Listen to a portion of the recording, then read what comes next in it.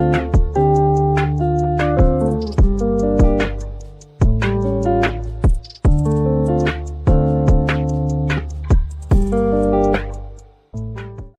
Andy, what's happening on tonight's episode?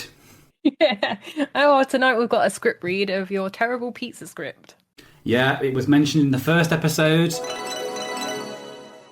I made a sitcom. I wrote the script for it at the end of university, and I submitted it to the BBC, and I heard nothing from it. But it was a sitcom script, basically like I'd done Scrubs but in a pizzeria. Have you still got this script? I probably got it knocking around somewhere. I think it was called Dom John's Delight Hut, I think it was. And you can kind of figure out where I got the title from. I look back on it now and I cringe because like some of the stuff I put in there is just not to the quality that I'd put it up now.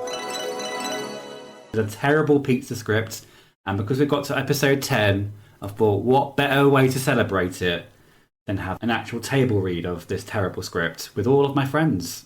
Yeah, we've brought Devin back to read for us. We've got Gina from NGPlus, the YouTube gaming channel, and we've also got Evolved Pixel, who also runs his own YouTube gaming channel. So this script is 11 years old by the time this gets uploaded. It was originally submitted on the 14th of February 2014. It is about 47 pages long, so it'll probably be about 40 minutes in terms of like length if you're not including this intro and outro bit. There might be some talk of some sexist themes, but it shouldn't be too strong, just to let everyone know beforehand going in. It's just that your good jokes might be very outdated. Probably not funny. This is me 11 years ago, pre-Ashley, pre-meeting anybody that's in this table read. So I would have been, what would I have been? I would have been 30, no I wouldn't, I would have been 22 when I wrote this. Wow, Finn, genuine question. That is the second time that you've forgotten how old you are? It's because I'm I'm 84. Do you genuinely know how old you are without looking at your ID? I have to pause. I have to go, I'm 30, pause, 3. But yeah, so I hope everyone enjoys this. You can sit back and cringe along with us. There may be some feedback towards the end or during this script. We haven't quite decided yet. You'll find out in the edit. But yeah, I hope you enjoy. I hope you enjoy my sniffles as we do this, because I've got a stinking cold. I couldn't tell until you've mentioned it, so you might be able to get away with it. Enjoy and let us know how terrible the script actually was in the comments. Hello everyone, welcome to the table reading of my terrible pizza script that was sent to the BBC Writers' Room in 2014. It is called Dom John's Delight Hut. It's episode 2 we're reading, not episode 1. For some reason I submitted episode 2 and not episode 1, called Sex, Pugs and Protocol. It is supposed to be a 30-minute sitcom episode. Lie back and enjoy the cringe fest that's going to be this script. Lie back? Lie back. Sit back and enjoy the cringe that's going to be the script. Lie back. If you're in bed, have a lie down and listen to what we're about to say. Hello, my name's Finn. You know me from Path Publication. Today I'll be reading for Lee Handsome, the pizzeria manager, the radio DJ, and the stage directions and narration. Hello, I'm Andy, co-host of Path to Publication podcast, and I'm reading Leanne Smod, the Health and Safety Officer, Mr. Ian Smod, Jenny, and Melanie Green. Hello, I'm Gina. I'm their friend, and today I'll be reading Sophia, Lisa, and the cat owner. I'm Devin. I am also friend, and I will be reading for the roles of vegetarian customer, J.K. Teen, Tony Burns, and Penelope. I am EP. I am also here, and I will be reading the roles of Raj, Malik Rivers, and Phil Townsend. Previously, Rookie Malik faces the late shift from hell when he finds himself in charge of a small suburban town pizzeria. With no manager or deputy manager, he must wrestle an overordered stock, staff shortages, power loss, and even fire. Jenny is tasked with a difficult choice when she has to choose between her fiancé Tony, who wants to propose, and his best mate Phil, who she's having an affair with. Delivery driver Raj cannot drive to save his life, but he still finds time out from his busy delivery duties to participate in an ill-fated street race. And now we're going to the actual episode. Interior, outside Smod's conservatory, 12 p.m. Passionate giggling. Raj, 22, arrogant, petrol-head Jack the Lad, rips the door open and zips up his fly. Leanne Smod, 36, dirty blonde, quietly attractive, bored housewife, emerges behind him, slipping on a beige jumper over a black lace bra. Both hairstyles are unkept. Well, I don't remember seeing that on the menu. Yeah, that comes free with the Coke. Oh, just a valued customer now, am I? Well, that is the PG-13 version. Raj picks up his black t-shirt off of the floor. Do you have to leave? I have to work, Leanne. We have a big meeting today anyway because some idiot set fire to a bunch of pizza boxes. Exterior, Smod's house. Raj kisses Leanne goodbye. The Smods live in a beige middle-class terrace. There's a brown park bench in the front garden, flanked by 3 shrubs. Raj, wearing a red racing jacket, skips down the front steps and gets in the damaged pizza van. He takes a racing helmet from the passenger seat and puts it on. Scene 3, interior, staff room, 12:17pm. A man in his late 30s, wearing a dull grey suit and gilt wire-framed glasses, stands in front of a projector screen. The current slide shows an aerial blueprint of the pizzeria's ground floor. Now, can anyone tell me where Dom John's fire exits are located? Arranged in a semicircle in front of him are 9 plastic chairs. Only 6 are occupied by Lee, Lisa, Jenny, Phil, Sophia, Malik. Malik Rivers, 21, put upon, skinny and neurotic, sticks his hand straight up, even prop it up with the other. Oh, I know. Somebody other than Mr. Rivers this time? Everyone except Malik stares back at him unenthusiastically. Come on, nobody wants to volunteer? No response. Lisa, 18, chubby, apathetic and a goth, even gets her iPhone out. Okay, I'll make it easier for you. The exits are highlighted. Jenny, 26, blonde, smart, insecure, titters to herself as she forcibly shoves Phil off of his seat next to her. Ah, Philip, wasn't it? Do you want to have a go? Phil, 25, tall, dashing, deceitful, freezes in his crouched position for a moment. Playfully annoyed, he straightens. Yeah, go on then. Phil approaches the screen without really looking, points at random. There. He saunters confidently back to his seat. Are you sure? Oh, yeah. So you're telling me that in the event of a fire, you would bypass the fire door and jump straight through the nearest window? Jenny and Sophia laugh at him. Even Lisa cracks a smile. At that moment, Raj finally arrives and hangs his helmet on the peg beside him. Sorry I'm late. The traffic on Marston Street was terrible. Maybe you can tell us where the fire exits are located. Raj moves to a seat beside Sophia. We have fire exits now? Jenny and Sophia snort in disbelief, erupting. Malik butts in. They're red. See? The main entrance and rear doors highlighted. In the event of fire, customers and staff fired out of those doors congregate on Water Street. Yes, thank you, Rivers. Raj. Yeah, I knew that. Okay, let's try something a little different. The health and safety officer moves the presentation onto a simple spot the hazard test. How many potential hazards can you see in this picture? Sophia, 20, ditzy, fashionista and chatterbox puts her hand up. Yes, you, madam. The girl with the big pan. Sophia is pointing to a girl handling a big boiling pot of water, barehanded and right in front of her face. Yes, and what's the hazard? She shouldn't be wearing that yellow tank top with those beige jeans. Totally blends out the skin and makes her look all pasty. I don't think you understand. The rest of the staff interrupt one after the other. We're all way too happy to be working in the kitchen. The left-handed guy's using a right-handed knife. The nerd's glasses are too wide for his face, Raj. Why are all the smoking hot bitches in racing stripes? Sophia smiles at him. That can be arranged. Raj smiles confidently back. Confused pizzeria manager Lee Handsome, 33, opportunistic, out of touch, closet homosexual, even chirps in. There's a woman in charge. Everyone stops, shocked at Lee. Lee is thin, wearing a tight mauve t-shirt under a lighter company-made shirt.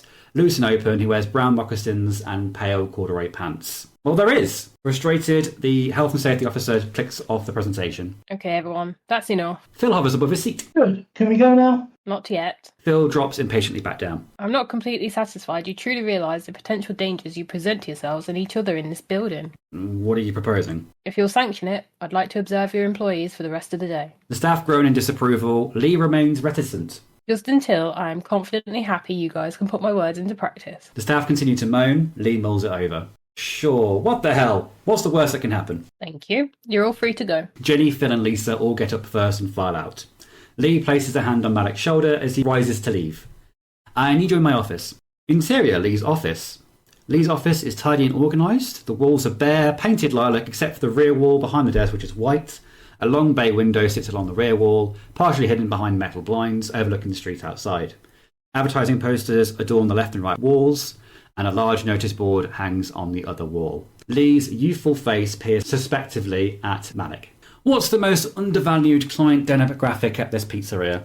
I don't know. That depends. Are we talking ethnicity or lifestyle? Let me cut to the chase, and this is not because I don't know what those words mean. It's more that I'm tired, as I spent the majority of last night feverishly cutting out colour samples and drawing diagrams in front of reruns of Desperate Housewives. Yeah, I watched that. I'm referring to the number of clients who currently own or have adopted pets. Pretty sure that's not a real demographic.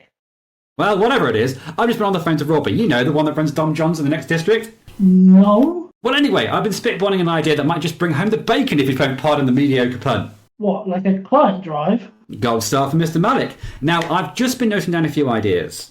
Lee reveals a fully detailed presentation mood board from behind the desk, complete with different coloured card, diagrams, stylistic shots of the pizzeria, brainstorms, and clip art pets. And I don't think it should take too long for someone like you to read through all that, set up, and have everything ready by a couple of hours? Wait, a couple of hours? Well, I certainly hope so, otherwise the Cute Critters Club... I knew I'd fuck up on that one. Well, I certainly hope so, otherwise the Cute Critters Coffee Club I've invited will be very disappointed. I propose to promote pizzas to pet owners when we've got a health and safety officer sniffing around the place. It's not like we're letting them loose in the kitchens. This is just a nice meeting for pet owners to meet with their pets and make a little bit more money. Malik sighs. Isn't this more Tony's territory? Normally, yes, but I figured this would be equally as profitable coming from your well-suited hands. Unconvinced, Malik rises to leave. I don't think I can do this. Then it'll be a nice little confidence booster, won't it? Yes, but... Lee starts to fiddle with things on his computer. He doesn't even bother putting his fingers in his ears. La la la la la, get it done, la la la la la la. Defeated, Malik stamps his foot and storms out. Upon exit, Lee secretly checks him out. Interior staff room, Sophia shuffles impatiently in her chair. Let's go out tonight. My treat. Yeah, I'm not really in the mood to go out lately. Besides, we've got that box set at home to finish. We can watch that anytime. I really want to find out how it ends. Sophia crosses her arms and sulks. You just don't appreciate me anymore. I've got a better idea. Why don't I buy us a couple of those slushy movies you like to watch, and tomorrow we'll go to a restaurant or arcade somewhere. Sophia raises an eyebrow. I'll pay. You won't have to spend a thing. She springs up. Good. Bring wine and stuff. She dashes off. Love you. Sophia waves him off. Exterior outside storeroom. Phil takes a pile of tomato puree boxes from a delivery van past the storeroom. Before he gets any further, the door swings open and a woman's arm reaches out, grabbing him by the neck. Taken by surprise, Phil drops the boxes and is pulled hastily inside. Interior storeroom. Barely leaving enough time for him to breathe, Jenny kisses him a few times. When Phil smiles and attempts a longer reciprocation, she pushes him away. We have a problem. We? What was that? I liked it. Should have had more. Give me a break. I'm on edge here. Phil shrugs her what's wrong. We only changed our relationship status. Good. I thought that's what you wanted. Jenny rears back, shaking a finger at him. No, that's what you wanted. I just declined the proposal. You should be happy. Tony let you go quietly. You've got a free pass now. Have you even seen him today? Exactly, Phil. Exactly. Oh, Sorry. It's alright, it's fine. that blurred in. Phil tries to remember. Exactly, Phil. Exactly. Have you? No, I'm the last person he wants to see right now. Why can't you go? He's supposed to be your friend. I don't. In desperation, Jenny grabs Phil's apron straps. Please, I just need to know he's alright. What am I going to say? Jenny tries to force him out. Phil resists. Anything. So you got the day off work. Anything. Lee won't fall for that. Don't care. I'll sort something. Just go. Jenny pushes him out the storeroom and slams the door. Bye then. Interior front desk waiting area. The health and safety officer sits on a stool in the far corner of the shop floor behind Lisa. Lisa brushes an errant hair back into her bob before smiling a little too sweetly at a customer. Hello and welcome to Dom John's Delight Hut. My name is Elizabeth. How may I be of service? I'd like a pizza, please. But, I need something new, but not modern. It needs flashes of the old, but I still want something fun, you know? Nothing too plain. Lisa pauses. A flicker of hate flits behind her eyes. Remarkably, she contains herself. We have many flavours and toppings to choose from, including the gastric twister, onion supremo, and just in this month, the night in nausea. I don't know. Have you got anything else? Jenny emerges from the food prep room, tying up her apron strings, before taking her place beside Lisa. Yes, girls. How can I help? Lisa's customer finally makes a decision. Now, the meaty plantation, is that gluten-free? Lisa sighs quietly. No, I'm afraid all our meat products have gluten in them or have been processed in a factory that uses it as a secondary source material. Jenny hears her faux pleasantries and glances at her suspiciously. Oh, that's no good then. I'm a vegetarian, and I think killing animals for food is wrong. A crack appears in Lisa's facade. Or facade. But you ordered a meat pizza. The customer doesn't hear her and instead continues to scan the menu. Behind him, a group of teens dressed up for a shoot at Jeremy Kyle enter the pizzeria. Their portable wireless speaker blasts out some obscure grime dubstep music. Annoyed, Lisa stretches her neck muscles before glaring angrily at them. Can you turn that down, please? Oh, that's you. Sorry. And they both say, sorry. Part is part. Can you turn it down, please? It's a little loud. They snort ignorantly. One of them even rests a speaker on the counter. Jenny returns to her order. Do you know if the tomatoes in your puree are homegrown or battery farmed by any chance? What? I just thought I'd ask before I make my choice. The music is already giving Lisa a headache. Our tomato puree is properly certified. Jenny hands her customers their sides.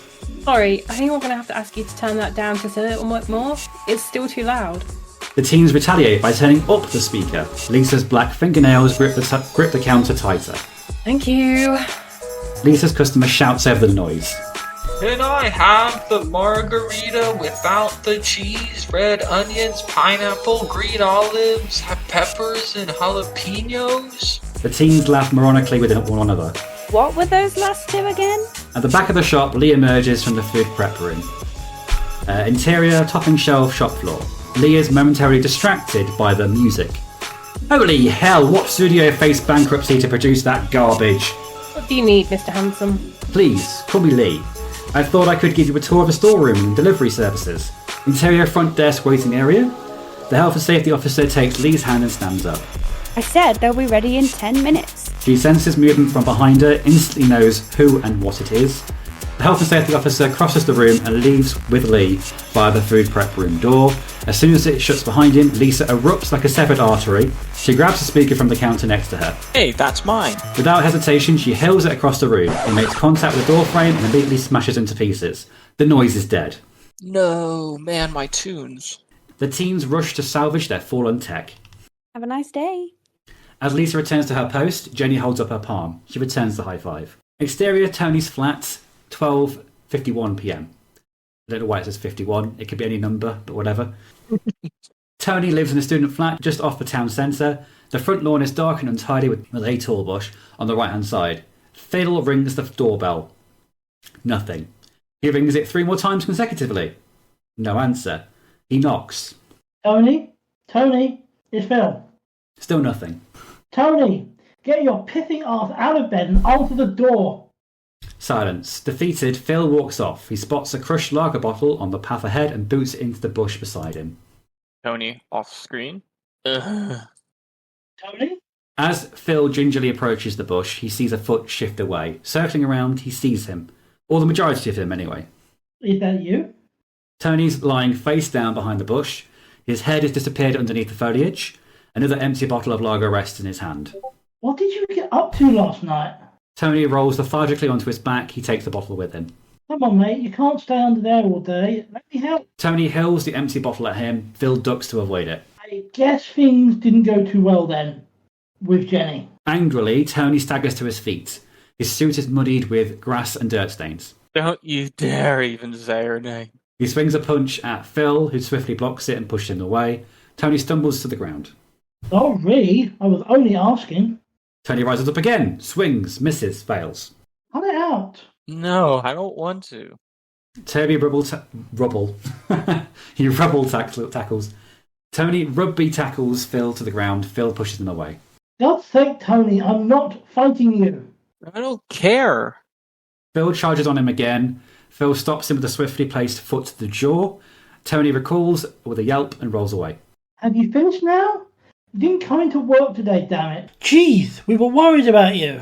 Tony clutches his jaw and starts to sob. She said no, Phil. Can you believe that? She doesn't even want to be with me. Phil gets up and brushes himself down. He puts a hand on Tony's shoulder. Let's go inside. I'm so sorry for you. Really, I am.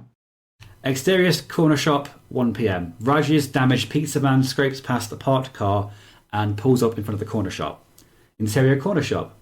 Holding a collection of snacks, DVDs and teddies, Raj stares at the selection in the wine aisle. On a different aisle, a dirty blonde woman in her mid-30s selects some paracetamol and moves over to the bakery aisle, right behind Raj's aisle. Raj picks up the bottle and squints at the price. She selects a loaf and gently squeezes it. As they both put items back, their eyes meet. The cold breeze emitted from a nearby open freezer wafts behind her, catching her hair. Leanne stares a little through him at an advertising poster containing a muscle-bound man Raj's figure quickly morphs into the poster. They smile and drop everything. Exterior Dom John's Delight Hut. Malik stands on top a ladder, attaching a banner to the store. Sophia slips quietly out of the pizzeria, holding a coffee mug on a little serving tray. Hey, Malik. Her voice startles him, causing him to drop the hammer he's using. Sophia squeals and jumps back to avoid it. Sorry, you startled me. Are you okay? I'm fine. You miss me. They both bend down to pick up the hammer and headbutt each other.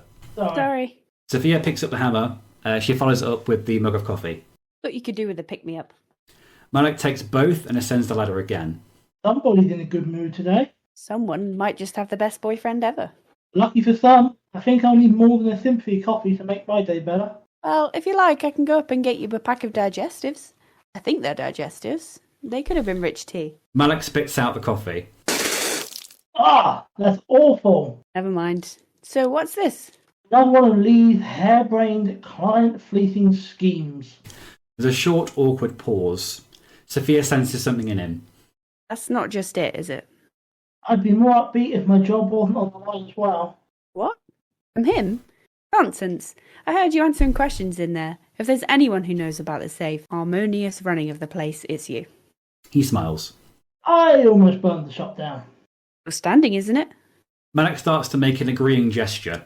But then what are you worried about? You're a good, sensible worker. You'll be fine. If you say so. Sophia stares confidently back at him. I know so. She enters the shop. Malik smiles wider with a newfound confidence and hammers the final tack into the facade. He descends the ladder, folds it and puts it under his arm. He stares proudly at his work. The Pets and Pizza Client Drive sign is hanging upside down. Oh, crap. Interior, food preparation room. Sophia glances behind her before putting her phone to her ear. Phone dials and rings. Come on, Raj, pick up. Phone continues to ring. Pick up, pick up, pick up, pick up, pick up, pick up. Phone rings out and cuts to answer phone. Hi, this is Raj, but you may call me Dr. Love, unless you're a guy, in which case it's Mr. Pole Position. I can't come to the phone right now as I'm nailing my super hot girlfriend, so leave a saucy little message after the robot climaxes. Hey, Raj. I was just thinking about you, butt naked, drizzled in wine, with eyes that say, I just want to That's not cool. She jumps, steals the call. The health and safety officer is standing in the doorway behind her. That wasn't any... I was taking an order. Funny, I didn't know we did wine. We don't. It's ordered in especially for our most distinguished clients. Really? Because I didn't see any in the storeroom earlier. Sophia is momentarily speechless. The health and safety officer crosses something off his clipboard. Sophia stares anxiously at it for a brief moment. Would you like to be a distinguished client? What? Sophia saunters up to him. I mean, there's not much room in here, but we could make the most of it. No, thank you. He crosses something else off his clipboard, something along the lines of sexual harassment. Sophia reaches him and lightly rubs his forearm. Come on, put the clipboard away. Let's not mix business with pleasure. I don't think that's very appropriate. The rubbing stops. Unless you're planning on spanking this hot tanned ass with it. Okay, you've had your fun. She lifts his lower arm slightly. I've seen your wedding ring. You can come do me like you do her if you want. I don't mind. Well, I... Kiss me. No. Come on, kiss me. I want to feel you on my lips. Sophia leans in for a kiss. The health and safety officer resists, but her hand forces his head closer. At the same time, Sophia brings up her phone and steadies it at their faces. What? Sophia forces him back into the shop, plants the kiss, and takes a photo. She pulls away quickly. 3 seconds, and this hits the top 5 social networking sites in the country. Blackmail. Doesn't have to be. If you think I'll just rubber stamp your evaluation. Sophia's thumb twitches closer to the screen. Okay, I'll do it. Good. Now leave. The health and safety officer dashes awkwardly from the room. Yeah, that's what I thought. Interior Tony's lounge, 1:30 p.m. Phil sits up straight on Tony's cheap sofa. A picture frame flies through the shot in front of him. Picture frame smashes. Okay, I'm sensing a strong feeling of anger right now. A vase of flowers cartwheels overhead. Phil flinches. Vase smashes. Yep, definitely anger. Tony flings chick flick DVDs across the room. Discs shattering. Do you have to do that? Just erasing her from my life. Tony storms over to a dresser and swipes paperwork, ornaments, and the phone off of it in one aggressive motion. That's better. Phil springs... Love that read, sorry. Phil Phil springs off the sofa and moves over to the hi-fi. I know what you need. Some nice, soothing... Tony hurls a mug off the coffee table into the television. The mug smashes. He joins Phil at the hi-fi system and leans beside the CD cabinet, absent-mindedly chucking the CDs off their shelves onto the floor, and Phil gives him an annoyed look. Let's see what's on the radio. We Are Never Ever Getting Back Together by Taylor Swift roars to life. Okay, bad example. Phil fiddles with the dial. Love Is All Around Me by Wet Wet Wet. No, hang on. He switches the station again. A DJ's in the middle of a handover. And that was Jamie O'Neill with All By Myself. Okay, let's bring up the mood now a little bit. This is Bruno Mars. Marry You by Bruno Mars starts playing. Phil cuts it out before it hits the title. Fourth time lucky? Tony puts a hand on the top of the stereo, wrenching it from Phil's still dialing hands. The slider whizzes to an unintended channel. My Best Friend's Girl by The Cars starts playing. Tony drops the hi-fi onto the floor, crushing Phil's foot. The music dies. Ow, ow, ow, ow, ow, ow. Oh, my perfectly shaped foot. Sorry about that. Phil trudges out of the room. Phil releases his injured foot and limps after him. Hey, where are you going? Interior, Raj's van. Post-coital, Raj rolls breathlessly off of her. Whilst Raj gets his breath back, Leanne stares intrigued into something above them. Who's Sophia? Sophia, the name on your furry dice. Raj glances up at the furry dice, embroidered on one side with Raj and another with Sophia. He mouths a shit. What did she do? Nothing. She gives him a disbelieving look. Honestly, Do you love her? is that a problem? Leanne shifts uneasily. This is just sex, right? So, yeah, I suppose I'm cool with it. Besides, I'm 36. I'm not looking for a relationship. Plus, this will act as a sexy little bonus point over him. Since we're sharing, who is this sap anyway?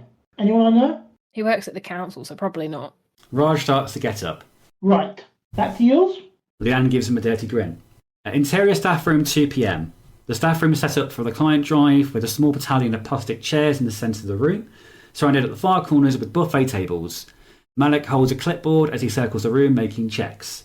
Melanie Green, 19, artistic, organised and wise, grabs a cheap cup of coffee out of the machine and tags along behind. Kitty kibble? Melanie spots a line of pre-filled food bowls. Yuck. Puppy buffet? One of the buffet tables holds a collection of dog-friendly snacks, treats and cakes. Yuck. Malik pauses by the radio. Animal Magic soundtrack? He quickly opens the CD and puts the disc onto the tray. What's New Pussycat by Tom Jones plays. Melanie lifts the cup to her face. Check. Melanie spurts out the coffee. Oh, what is that? It tastes like cat piss. Yeah, it does. Pass me that whiteboard marker. Melanie grabs the pen from a chair and hands it to Malik. He starts to write something on the staff notice board. You really got all this done in 3 hours? Actually, it was more 2 and a bit. Hold this for me, will you? Malik gives Melanie his clipboard. What am I? You're lucky now, as well as your love interest. Will you just take it? Begrudgingly, she compiles and takes a cheeky look at the checklist. Besides it, running the entire length of the page is a detailed schedule outline. You made a schedule? Yeah, I jotted one down as soon as Lee decided I had other priorities. You actually took my advice. I wouldn't still be here if it wasn't for you, working or otherwise. This is a big moment for me. You gotta understand, in my house, nobody takes my advice. They're all too busy trying to keep each other in or out of prison. Malik turns away from the board. You're in the Mafia? Hardly. It's just a challenging family dynamic. Welcomes has 2 E's, by the way. Malik glances back at the board. Dom Johns welcomes you, stares back at him. He hurriedly corrects the mistake. Give me that clipboard. Malik grabs it back off of her. Interior front desk waiting area. Jenny hands an elderly customer her pizza. Oh, you are a dear. Are you by any chance single? Penelope! Oh, I know. I'm a silly old fool, prying into other people's business like that. It's okay, I'll back off. Jenny's Jenny's cheeks are flushed. It's complicated right now. Complicated? Whatever do you mean, dear? I'm sort of between guys at the moment. Ah, that's perfect. My grandson, Mason, is also single, and I think he'd be the perfect match for someone like you. A tear glistens behind her eyelid. That's very nice of you to ask, but... The elderly customer starts to leave the shop in a hurry.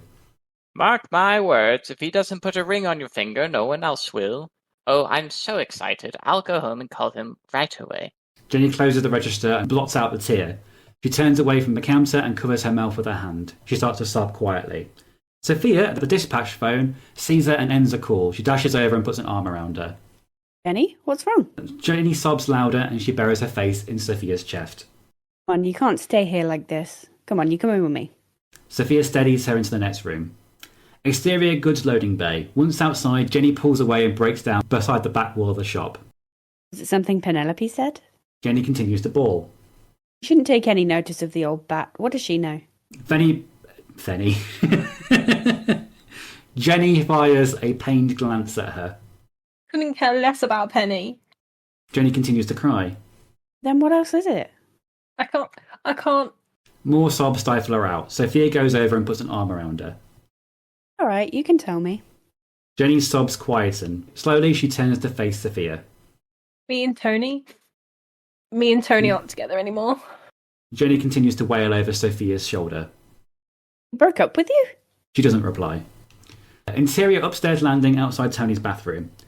Tony rounds the stairs, topples a vase off a side table nearby. Phil follows closely behind. I'm not cleaning that up. Tony wrenches another picture frame off the wall and turns in Phil's direction. Phil holds the picture frame away from him. Something thuds to the floor in the struggle. Oh, no, you don't. I gave you that. Give it to me. Nicely. Tony suddenly lets go, causing Phil's hands to fumble with the frame. It eventually falls to the floor. That was you. Tony squeezes out a short laugh before entering the bathroom. Phil takes a short rest behind the door. Inside, Tony is staring blankly at himself in a mirror. An idea comes to him. Phil swiftly finds a chair and shuts the bathroom door. He places the head of the chair under the handle and levies the door closed. He proceeds to sit on it.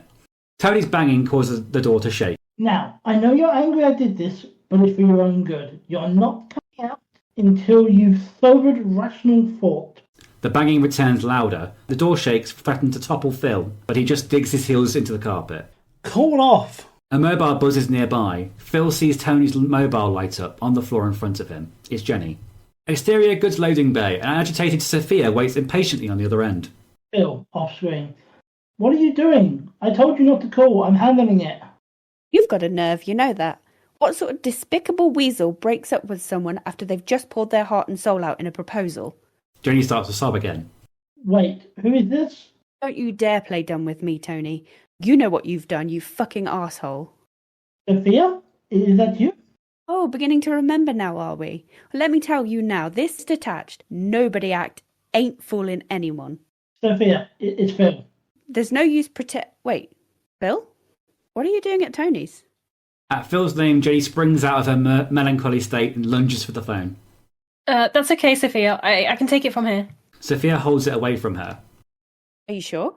Yes, I'm feeling much better now. You really ripped him a new one. I haven't finished. Trust me, it's fine. I can talk to him. Just give me the phone. Well, only if you're sure. Sophia returns Jenny's phone. She snatches it back off of her. I am. And thank you for being so supportive. More than a little confused, Sophia eventually returns inside. Phil, off screen. Remind me never to get in a fight with her. How did you get Tony's phone? Is he alright? Interior, outside Tony's upstairs bathroom. Phil is still sitting on the chair outside the bathroom door. The banging has stopped. He lost it. Oh my god. I'm talking about the phone. Oh. Put it this way, if you're going to judge him on the 5 stages, he's definitely between a 2 and a 4. Oh my god, he wants me dead. I wouldn't go that far, but it's okay. I've locked him in the bathroom to calm down. Upstairs or downstairs? Phil ponders the question. Dread quickly forms on his face. Oh, balls. Phil, how could you be so stupid? Phil immediately scrambles off the chair and knocks it aside. Rushing to the open door, Phil spies a forcibly opened cardboard crate of beer in the middle of the room. It's empty, and Tony is nowhere to be seen. Interior, staff room, pets and pizzas event. 2:30 p.m. Malak sits on a stool next to the same projector screen from earlier. On the screen sits a staged picture of Lee beaming in front of the pizzeria. He's passing a pizza box to a young girl in one hand and holding a pizza-themed chew toy aloft to a puppy in the other.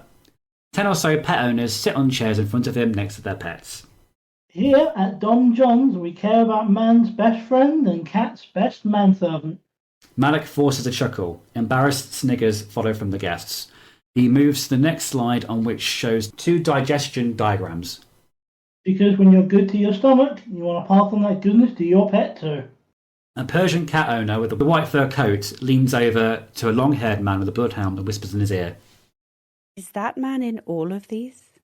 The long-haired man turns to look at Lee Hansen, who sits proudly at the back of the room alongside the health and safety officer. I have to say, Mr. Rivers continues to impress. What did you say his first name was again? Lee removes the staff rota from his breast pocket and checks. A mobile buzzes to the tune of love and marriage, before Lee can answer, the health and safety officer interrupts him. Oh, hold that thought. I must take this. Interior Smod's lounge.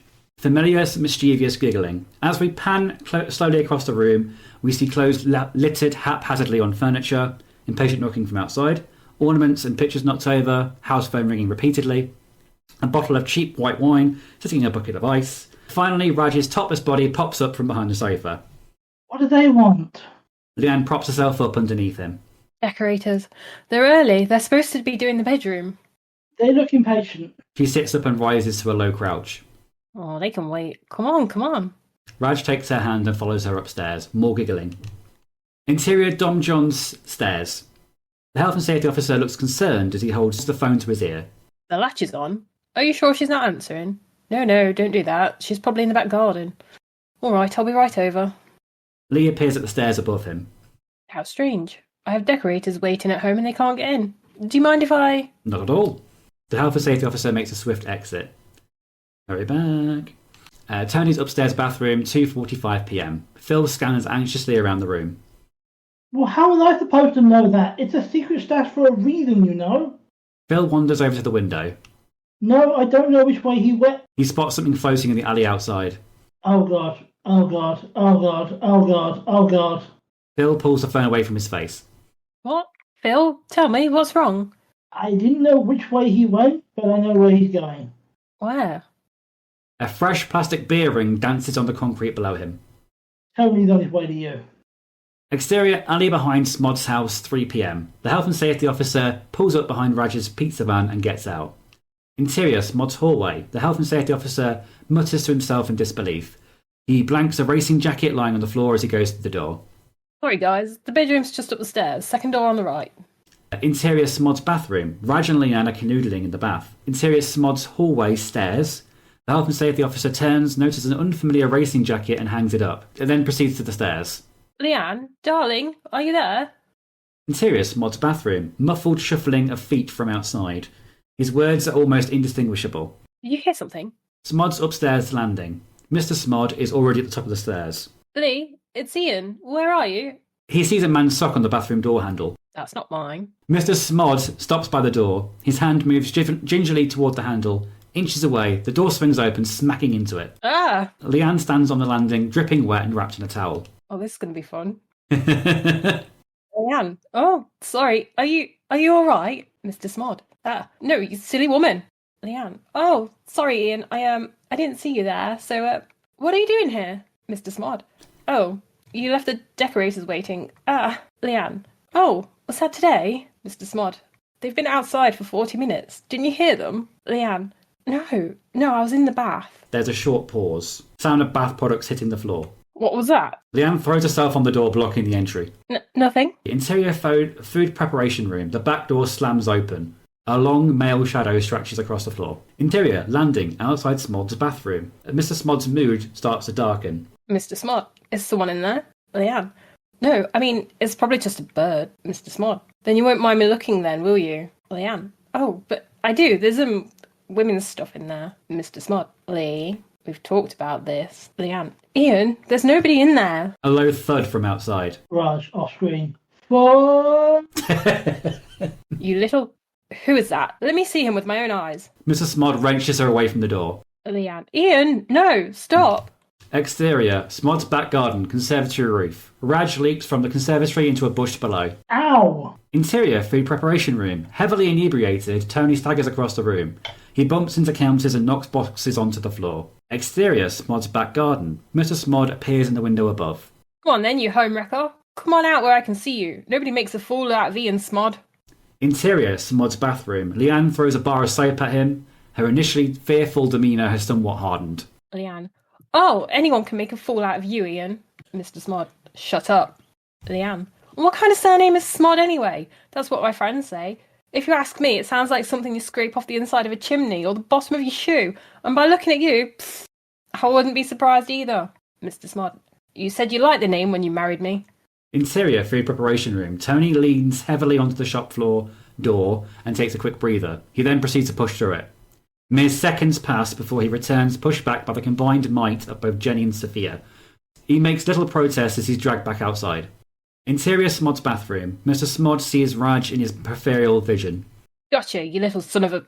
Leanne. Run, Raj, get out of here now. From the window we can just see the figure of Raj bolt from behind a tree and hurdle the back fence. Despite this, Mr. Smod doesn't immediately recognise him. Don't think I won't find you, you little rat. The mystery man clambers into a pizza van and quickly backs into Mr. Smod's car. Hey, that's my car. The pizza van speeds hurriedly off. Exterior, goods loading bay, storeroom door, 3:20 p.m. Jenny leans on the door while Sophia struggles with a lock. Inside, Tony bangs on the door and growls petulantly. Hurry up, Sophia. I can't hold on much longer. Sophia struggles with a lock. Can't, my hands are too sweaty. Finally, she manages to secure the lock shut. There, locked tight. The handle shakes as Tony tries to wrench it open. Oh, thanks. I owe you one. I'll go in and lock the other door. Are you okay here? Jenny nods. She paces the door as Sophia hurries inside. Exterior, Dom John's Delight Hut. Malik emerges from the pizzeria carrying assorted rubbish from the client drive. He balances his phone under the ear.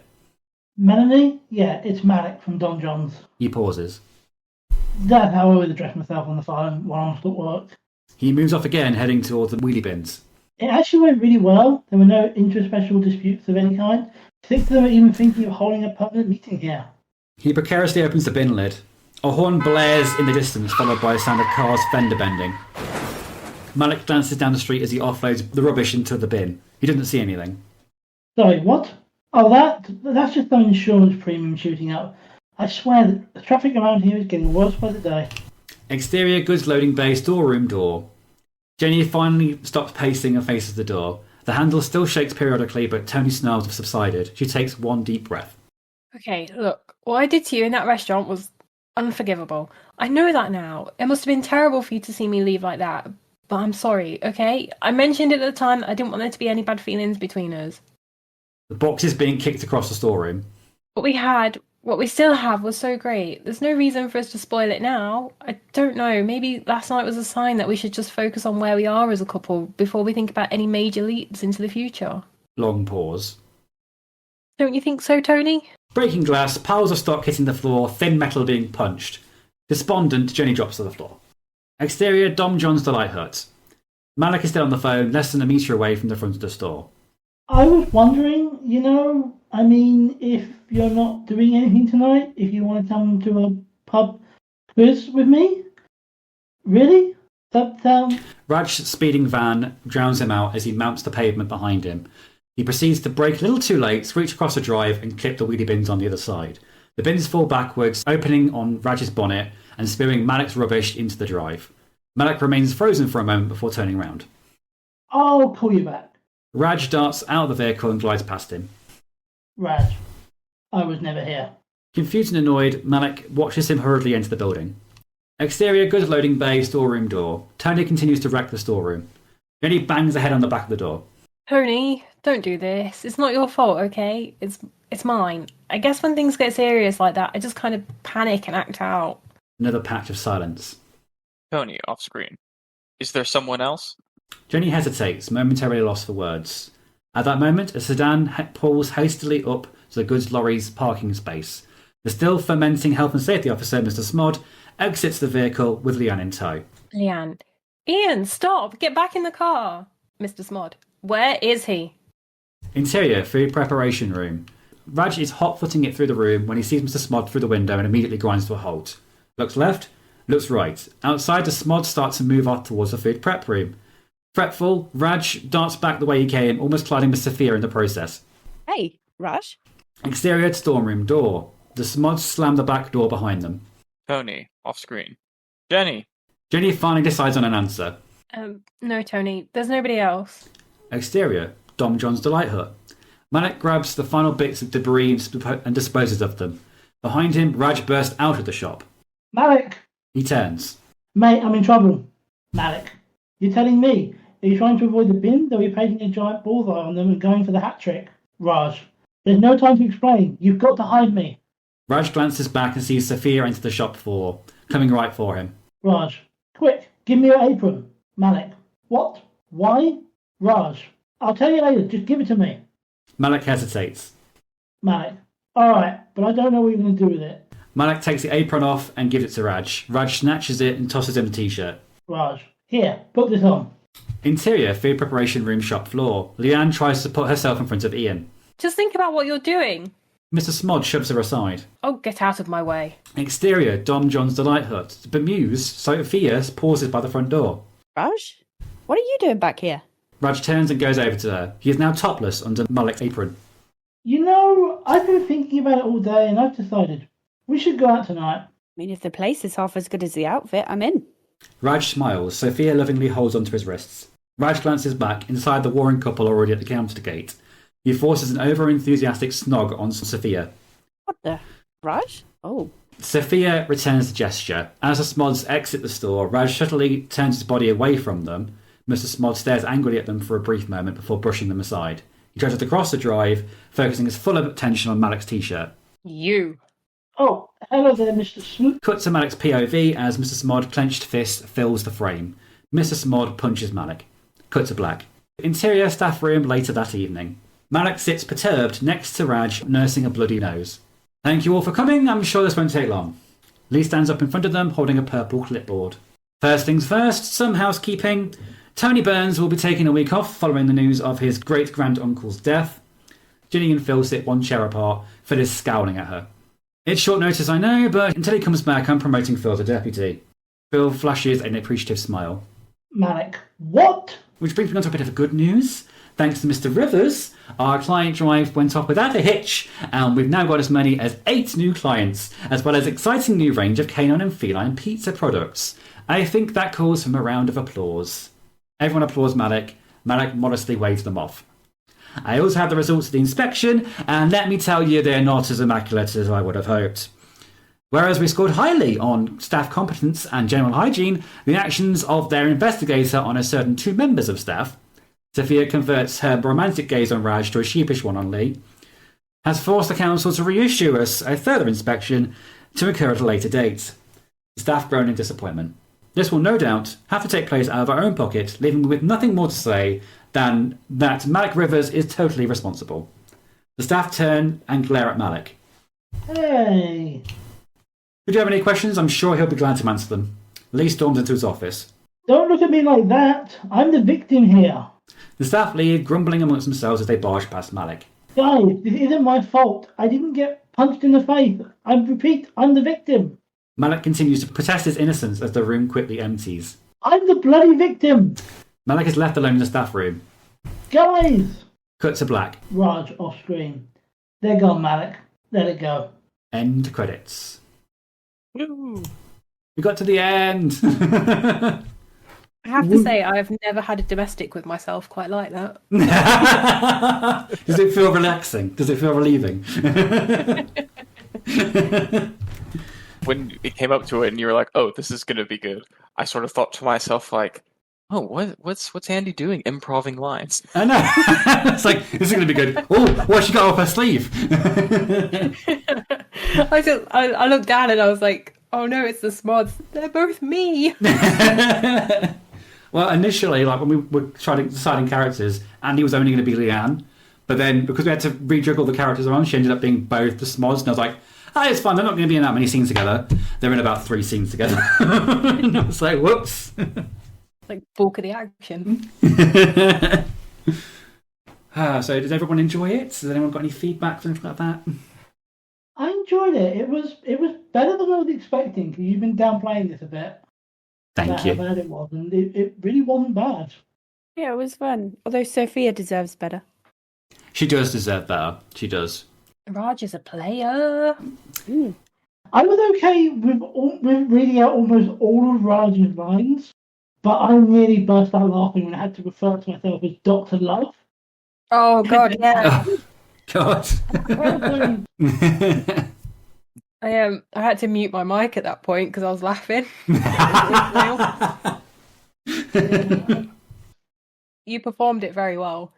Thank you. You really did. Everyone did. I mean, I have to apologize. I think for Tony, there was a moment where I could feel myself going a bit Tommy Wiseau, and I had to reel that in. And then for some weird reason, Penelope just came this, like, real posh American person. I imagine her from like the deep south with a bit of money behind her. Something like that. I was channeling more sort of like Golden Age Hollywood, where you sort of kept the American accent, but you tried to enunciate your vowels anyway to make yourself sound more sophisticated. Knowing absolutely nothing about Penelope. Like, that strikes me as this. I really like the vegetarian customer asking all the questions, and then it turns out it's a meat pizza. Yeah. A lot of like working in the coffee shop, and Gina will attest to this, was channeled into this script with all the stuff that... I mean, this was written before I was in the coffee shop, but a lot of like retail-based stuff that I had dealt with, I've put into this script. And some parts of it are heightened, some parts of it didn't need to be a change at all. Yeah, I could believe both customers and the manager being that stupid. Yeah. Yes. I did have a quick question, Finn, about the structure of the episode. Is the pilot structured quite similarly? I would say so, yes. So it's very much sort of like the premise, like the overall premise of the A plot that's happening in the first episode is sort of established in that first scene, then sort of carried through. Because I think this script builds really well into kind of all the plot lines coming to a head. Mm-hmm. I think the one plot line that didn't land that, I think, as well was the one with Phil. Because I was sort of almost expecting Phil to come in the moment that Jenny says to Tony, no, there is no one else. Yeah, that's a missed opportunity there. I should have done that. Because everything else felt like it was coming to a head really well in that scene. And in that sequence, I was like, ooh, I wonder when Phil's going to get there. And then it cuts to Phil just being in the meeting with everyone else. And I was like, ah. That's really good feedback, actually, because I completely dropped the ball with Phil at that point. Because I think I got that funny scene with him in the bathroom. And then after that, I was like, oh, okay, maybe he's just on his way over to... He didn't get there in time. But yeah, I should have... I think that a more satisfying ending to that scene would have been having Phil interrupt or something. That would have been, I think, a bit better. But yeah, thank you for letting me know that. That's a good idea. I'll use that in a future redraft. Thank you for that. How many episodes of this have you done? Or did you do? So, this is the one I submitted to the BBC. This is episode 2. Yeah. There is one other, which is the pilot, that I did. But I didn't submit that for some reason. I think at the time when I was submitting it, they said, don't submit like a pilot script, which is basically like the first day in the life of somebody, because it's a script that everybody has seen, because everyone does that as their first script. So that's what drove me away from submitting the pilot episode rather than episode 2. And I also feel like episode 2 had a bit more going on than episode 1 with all the plot lines. That's why I submitted that one. I was just wondering if the BBC gave you any feedback or if it was just, if you don't hear from us, it's a no. It was basically that. I didn't get any feedback from them. It was literally just, you didn't make it through to the first sift. There wasn't anything else constructive about the script after that point. Excuse me. But yeah, thank you so much for listening to that, guys. Let us know how you felt about the script. Was it really cringy? Did you really enjoy it? Do you want more of these? I believe that Andie will be doing one next. She'll be doing a script read of one of her scripts from the vault. Do you know which one of that's going to be yet, Andie? I think it's probably the very first one that I wrote, which is a feature-length film. Ooh, which might be a bit of a bumper episode. A bit of double episode, double feature. Yeah, so there's nothing much else left to say now, other than thank you so much for joining us in this conversation. This has been The Path to Publication. I have been Finn. I've been Andie. I've been Gina. I've been EP. I may have been Devin. We never know. He might have been, he might not have been. Who's to decide? Thank you so much for watching. We'll see you on the next one. Bye.